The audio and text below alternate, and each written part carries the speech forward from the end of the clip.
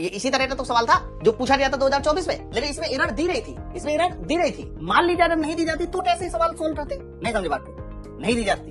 अब ये तो आप लोग सॉल्व कर चुके हो, कई बार मैंने बताया। नहीं दी रही तो क्या करना है, तो जब भी कभी नहीं दी जाती है तो जो मान दशमलव के जितने स्थान तक होता है बस उतने स्थान तक आप 0.1 कर दीजिए। ये भी दशमलव के 8 स्थान तक है तो 0.1 कर दीजिए। इसको याद रखो भाई, इसको याद रखो, है ना।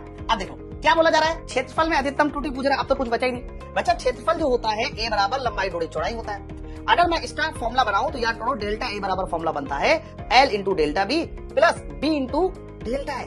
बस वैल्यू पुट कर दीजिए। लंबाई का मान 2 है, डेल्टा बी 0.1 है, चौड़ाई का मान 1.5 है, डेल्टा एल कितना है 0.1 है।